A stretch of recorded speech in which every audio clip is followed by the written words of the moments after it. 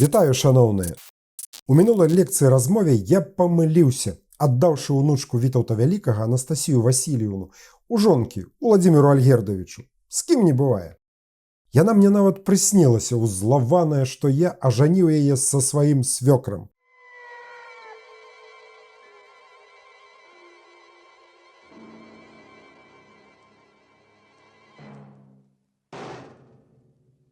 Насамрэч, гэта цудоўная жанчына была ў шлюбе з Аляксандрам Уладзіміровичам. Так, з тым самым алелькам, родапачынальнікам слаўнага роду князёў слуцкіх. Хто прапусціў тую лекцыю, абавязкова азнаёмцеся, не пашкадуеце. Герой нашай сённяшняй размовы Міхаіл Глінскі. Асоба надзвычай цікавая. Дарэчы, ён меў прышпільную сямейную мянушку. Якую? Хто ведае, не падказваць. Паспрабую паінтрыгаваць вас у стылі Дмітрая Діброва. Якую сямейную мянушку насіў Міхаіл Глінскі, трыумфатар бітвы пад Клецкам 1506 года? Мажны, сляпы, мамай, бабай. Ёсць варыянты? Выдатна. А які правільны, вы даведаецеся напрыканцы гэтай лекцыі.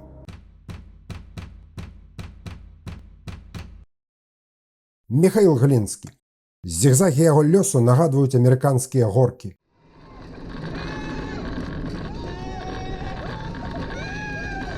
Ён то узнімаўся да самай вяршыні славы і ўлады, то імкліва падаў уніз, дасягаючы дна, а потым ізноў апыняўся наверсе і зноў ляцеў у прорву. Хто ён для ваеннай гісторыі беларускага народа? З аднаго боку, таленавіты военачальнік, аўтар адной з самых значных перамог беларускай зброі над крымскімі татарамі. З іншага боку, здраднік, які з-за асабістых амбіцый падняў тут узброены мяцеж і спрычыніўся да захопу часткі нашых земляў маскоўскай дзяржавы. Але аб усім па парадку. Адкуль карані? Карані татарскія. Адзін з яго нашчадкаў быў запрошаны на службу ў ВКЛ князем Вітаўтам і атрымаў тут маёнткі. Уласнага гербу, сын Льва Барысавіча, служылага князя Івана Мсціслаўскага. Дзе нарадзіўся? Адна з версій у мястэчцы Хадосава, каля Мсціслаўля. Яго бацька служыў Мсціслаўскаму князю, ад якога і атрымаў гэта мястэчка. Цяпер гэта вёска, Ходасы, у Мсціслаўшчыне. Што з адукацыяй? Пачатковая дома, а затым на працягу 12 гадоў вучыўся ў Еўропе. Германія, Іспанія, Італія. Ды не проста вучыўся, але выхоўваўся пры двары імператара свяшчэннай Рымскай імперыі Максіміліяна I. Істотна пашырыў уласны кругагляд. Атрымаў і ваенную адукацыю. Потым замацаваў атрыманыя веды на практыцы. Паступіў на вайсковую службу да саксонскага курфюрста Альбрэхта Смелага. Удзельнічаў у розных ваенных кампаніях. Камунікаваў са знакамітымі еўрапейскімі военачальнікамі.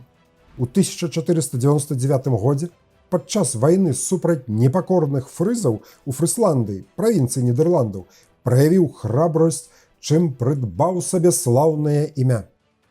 Як адбыўся першы ўзлёт да верхавіны ўлады? Давайце прасочым.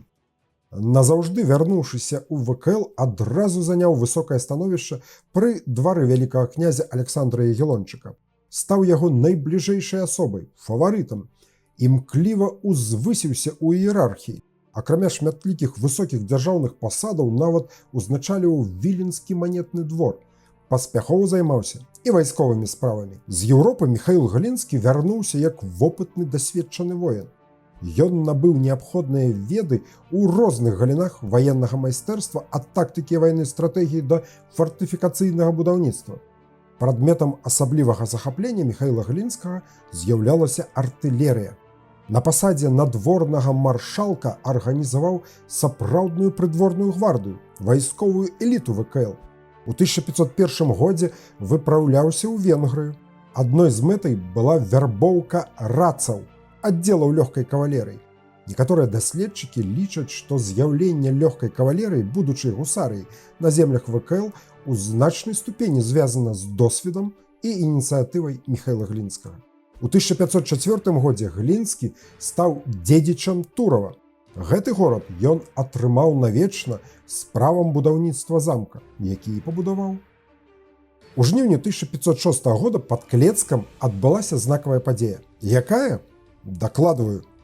Апоўдні 5 жніўня пад Клецкам за ракой Лань, узначаліўшы войска ВКЛ, дзе асноўную сілу складалі харугвы гарадзенскага, наваградскага і менскага паветаў, Міхаіл Глінскі бліскуча перамог войска крымскіх царэвічаў Біцігірэя і Бурнаш-Гірэя. Адцягваючы ўвагу праціўніка дзеяннямі невялікага атрада лёгкай конніцы, падрыхтаваў гаці для пераправы. Нечакана вывеў свае харугвы на правы бераг моцна забалочанай рачулкі Сільна, пазбавіў татар іх галоўнай перавагі, прасторы для маневру. Калі на наваградскую харугву, якая пераправілася на правым фланзе, навалілася татарская конніца, узначаліў пераправу харугваў на левым фланзе, імклівым ударам рассёк праціўніка на дзве часткі, адну з якіх акружыў і знішчыў. Арганізаваў пераслед да ракі Цапры, дзе шмат хто з ворагаў патануў.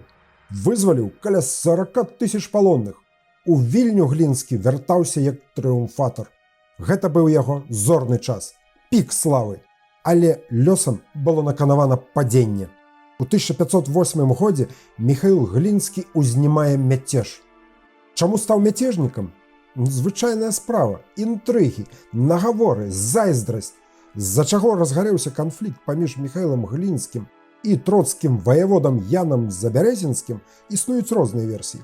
Пішуць нават пра канфлікт пакаленняў. Глінскі спрабаваў дзейнічаць праз суд.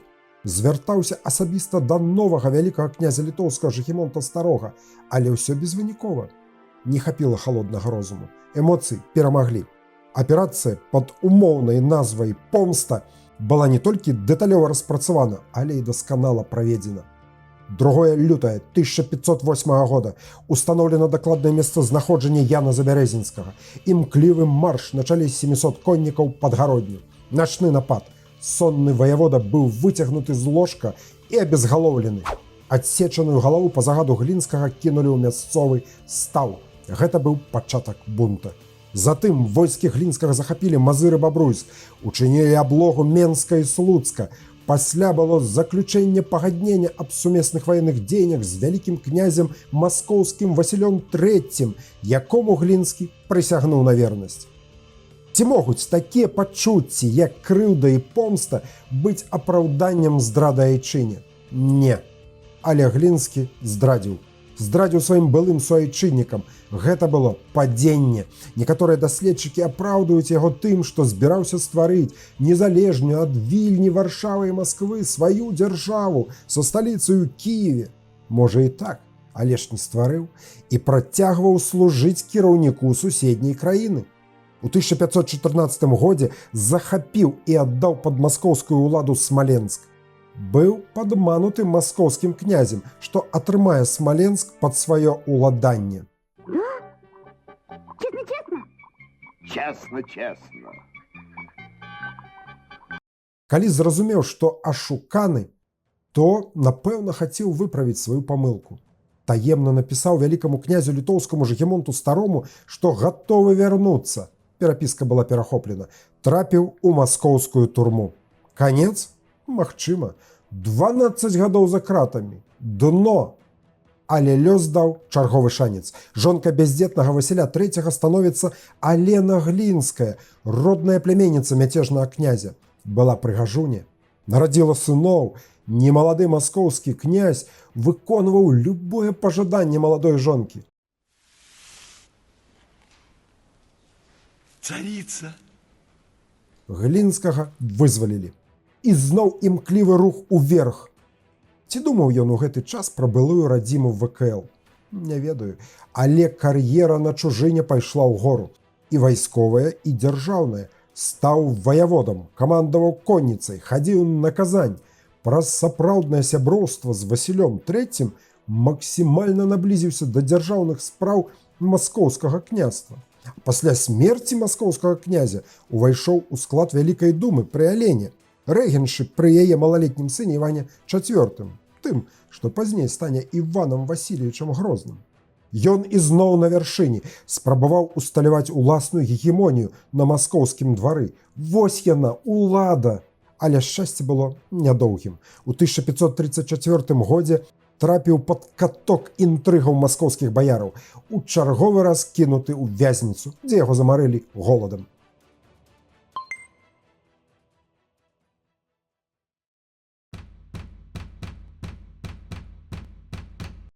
Вяртаемся да заслуг Міхаіла Глінскага як айчыннага военачальніка. Ці варты ён нашай увагі і памяці? Складанае пытанне. Князь Міхаіл Глінскі спрабаваў абараніць уласны гонар, ачысціцца ад хлуслівых абвінавачанняў, змыўшы іх крывёю свайго галоўнага абвінаваўцы. Змыў. Але якім коштам? Коштам здрады? А што нам тады рабіць са слаўнай перамогай нашых продкаў пад Клецкам? Ганарыцца. Лічу, што заслуга Міхаіла Глінскага ў гэтым трыумфе беларускай зброі неаспрэчна вырашальная, і за гэта ён усё ж заслугоўвае добрай памяці і нашай павагі. А цяпер вяртаемся да апытанкі, якую я ініцыяваў на пачатку гэтай размовы. Здравствуйте, программа «Кто хочет стать миллионером», ее ведущий Чырвінскі. такой есть. Якую сямейную мянушку насіў Міхаіл Глінскі, трыумфатар бітвы пад Клецкам 1506 года? Мажны, сляпы, мамай, бабай? Пад мянушкай сляпы у гісторыю увайшоў сярэдні брат Міхаіла Глінскага, Васіль Львовіч, намеснік слонімскі, стараста берасцейскі, актыўны удзельнік міцяжу Глінскіх. Мамаем у сям'і Глінскіх называлі старэйшага брата Івана Львовіча, ваяводу кіеўскага і наваградскага. Напэўна, знешне быў нечым падобны на татарскага хана. Бабаем або бабайкай у гэтай сям'і маглі толькі пужаць малых дзяцей падчас аповеду казак.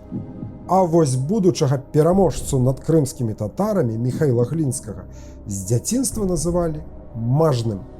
Верагодна, з-за целаскладу, як кажуць, меў шырокую костку. Гэта мянушка і замацавалася ў радаводзе Глінскіх. Правільны адказ – мажны. Каго зацікавіла асоба Міхаіла Глінскага, абавязкова знайдзіце і пачытайце. Уладзімір Канановіч, рыцар на полі бітвы, Клецк, жнівень 1506 года, гісторыка-антрапалагічнае даследаванне. Ну, вельмі класная рэч. Рэкамендую. Пра гэта помніць павінен кожны беларус. Міхаіл Глінскі, пераможца крымскіх татар у Клецкай бітве. Тэма наступнай лекцыі размовы – Клецкая бітва. Будзе цікава. Не забывайцеся пра падабайкі і каментарыі, буду удзячны за любую дапамогу. З вами быў Віталь Чырвінскі, гонар маю. До сустрэчы.